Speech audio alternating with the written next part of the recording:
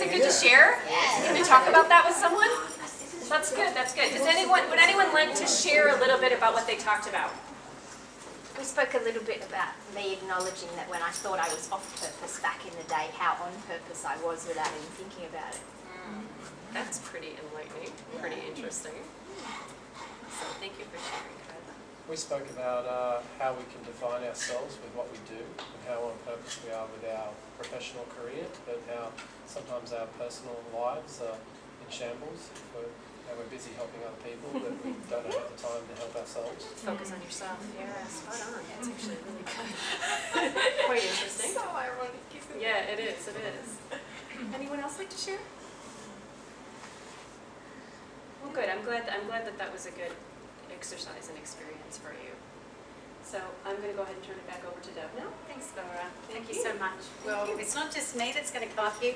I'd like us to welcome MIRVA to the interview stage.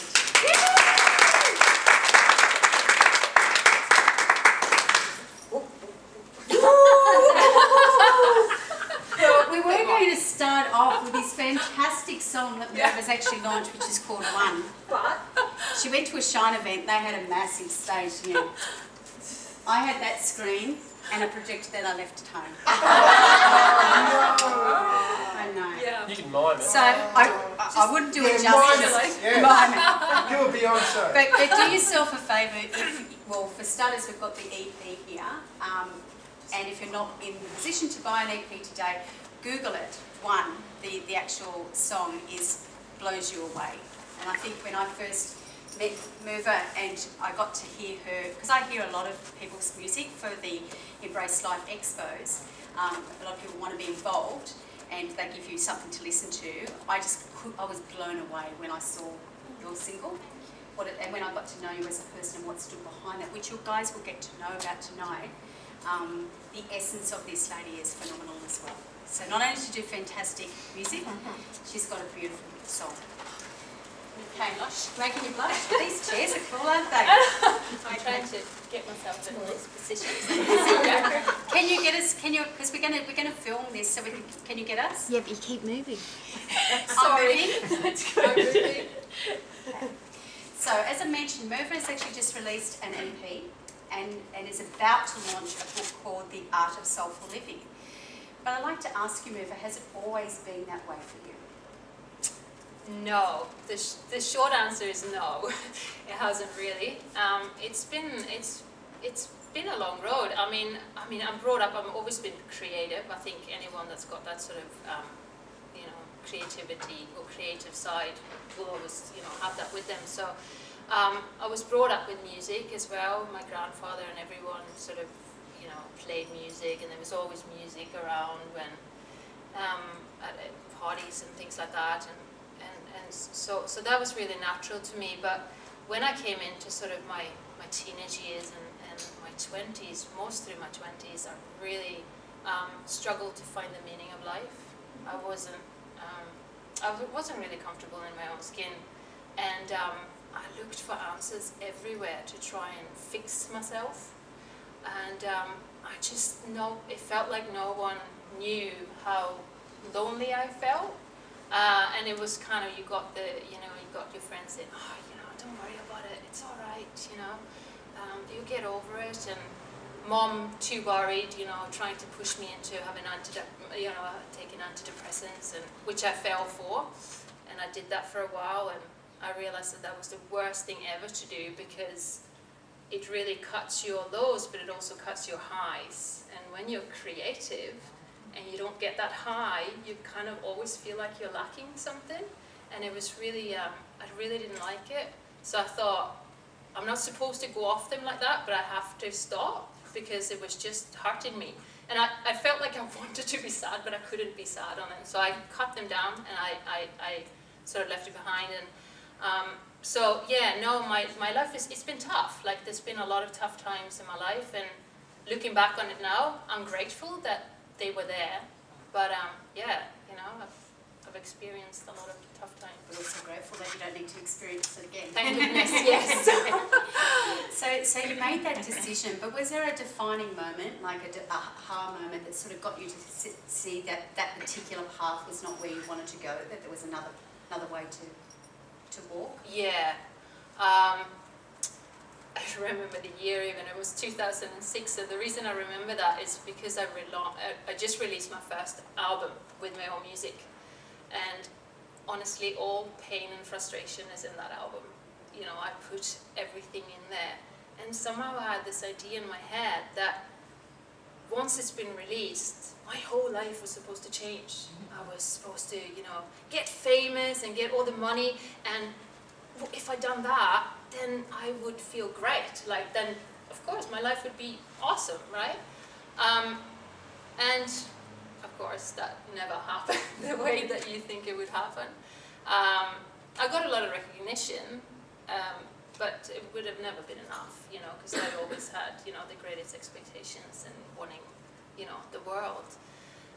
So I decided to leave music behind for a while, and the reason I done that is because I realized that making music in that way, dwelling on negativity, just didn't serve me. I thought it was gonna help me to get it out, but it actually made me feel more frustrated and more sad and more depressed. It didn't help me. So I thought, well, if I can't write about, you know, anything else, then I'm gonna just leave it, and I'm gonna just do something totally different. And that's what I did. I literally put all my music in a box, locked it, and I literally threw away the key. And I did something totally different for a good few years. I studied beauty therapy. I fell pregnant 6 months after I made that choice because I had no pressure of being perfect. And my little girl arrived really quickly after that. And I did a lot of soul searching during those years. I really did. I read so many self-help books and started meditating. And I remember one specific time when I took up a lot of meditation, and I was sitting in a meditation, and all of a sudden it just became so clear to me that I am my own guru, and I don't have to go anywhere or seek anyone. And I don't have to find the answers to everything because it's all inside of me.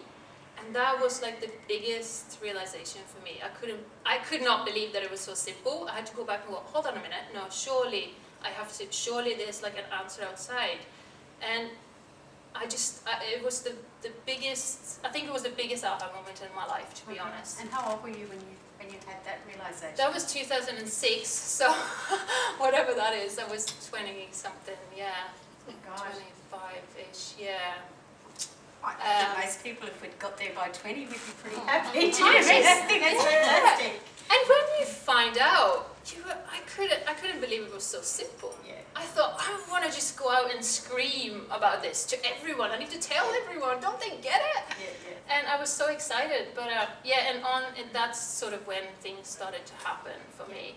Yeah. And would you say some of that realisation is the reason behind the Art of Soulful Living? Because I remember reading some of that. Yeah. In one of the pages, you talk about that time when you realised that you didn't need to look out. In fact, the universe was within. Yeah. So is that part of what you're trying to bring out in this book? Totally. Yeah. Totally. I mean, everything sort of about this book is it's called The Art of Soulful Living. It's basically going within, you know, and your creativity. For me, creativity needs to be aligned with that. You know, that's when I started getting that creative flow, is when I connected to myself and I realized that I didn't have to go anywhere or be recognized or have someone tell me that I'm good enough. That you don't need that.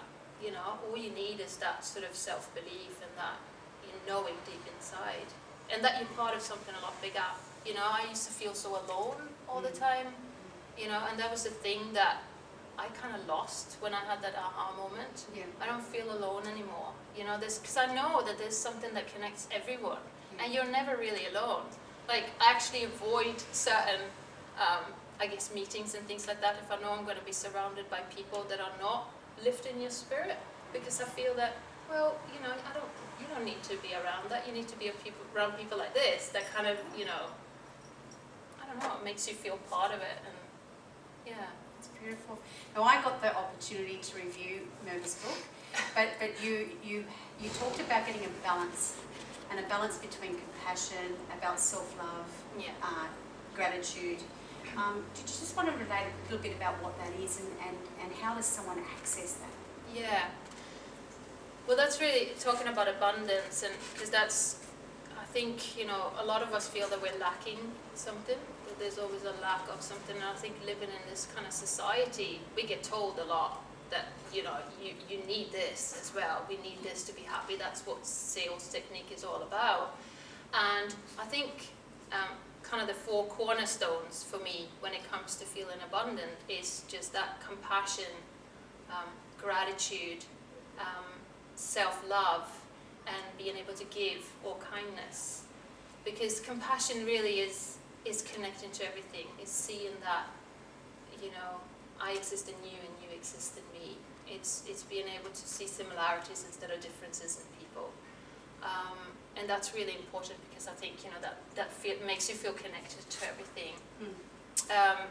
And giving is, that's how we can connect with people. It's sharing your gift, giving of yourself, showing that you care, giving people a helping hand.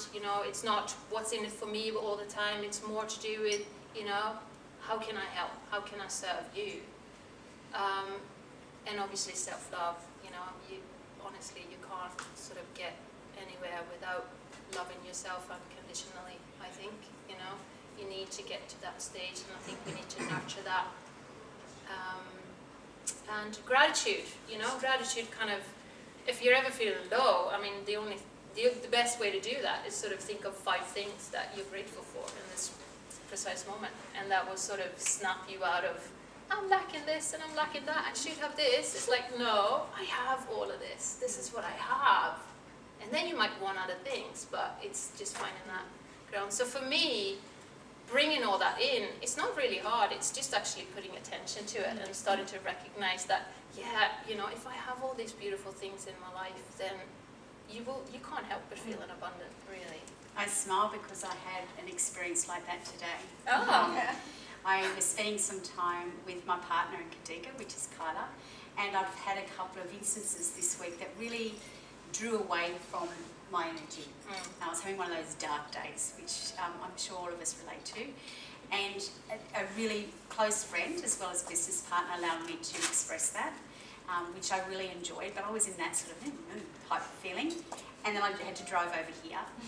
And as I was driving through, all of a sudden this massive smile come on my face. I went, oh my God, you big banana. Because I'd been focusing on what I didn't have. And yet I had this fantastic friend that was quite prepared to change the agenda, to sit down and listen to how I felt and hold that space. And it was as soon as I recognised that, I had to get on the phone and ring Carla up and leave her a beautiful message, which I've been told I've got another one to listen to later. but it lifted my energy, not focusing what I had, but actually just acknowledging what I did have. Yeah. And then even looking around here and seeing all these wonderful faces staring at me, I've got a lot. Yes. And I think if we focus on what we have, I know. it does change energy quite quickly. Definitely. But I was being a banana. Okay. We love bananas. So in your book as well, you talk about creativity as like a spiritual practice. I was just wondering if you could explain a little bit more about that for people. Well, I guess I'll have to maybe what I mean with that is that anyone, we can all be creative. There's a lot of creative people out there, and but I think for me personally, to connect to that abundant flow of creativity, you need to be aligned with yourself. And also another reason to be aligned is that you'll be able to, be able to get your message out, because I think there's a lot of people being really creative and they have a lot of ideas, but nothing kind of really happens. It all kind of gets fizzled out.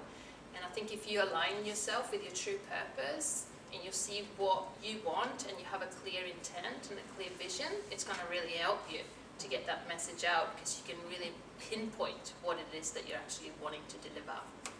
So that's what it is for me, yeah. Now I mentioned that I came across your music through your song one. Yeah.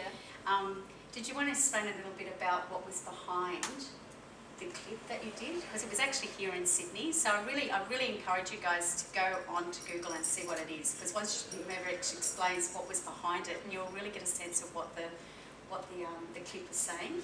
Yeah, the song is about unity and how we're all connected, and we wanted to do something fun. I don't know if you've heard of Soul Pancake, but they're in America and they do a lot of fun street team stuff. So we thought, well, why not do this and go out and shake people up?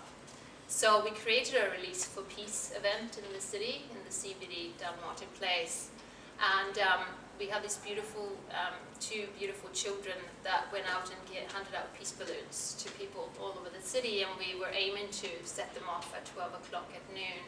And the video is sort of kind of the story about what happened during that day and setting off these balloons and all the fun we had. So, but it ends as you pan Sydney landscape, yeah, and all these balloons are starting to rise. Yeah. Do you mean? And it was just such a beautiful message that was at our doorstep about these peace balloons being released at 12 o'clock. It's fantastic. And that's way what to get your music out. MIRVA is all about, I guess. I mean, we're about to do another video now, and it's a lot to do with street team and getting out there amongst people and sort of waking people up. So it's not just about music, it's the whole concept. It's wanting to wake people up, wanting to shake them a little bit and get them out of their subconscious slumbers and sort of start being here and now. So that's what we're trying to do.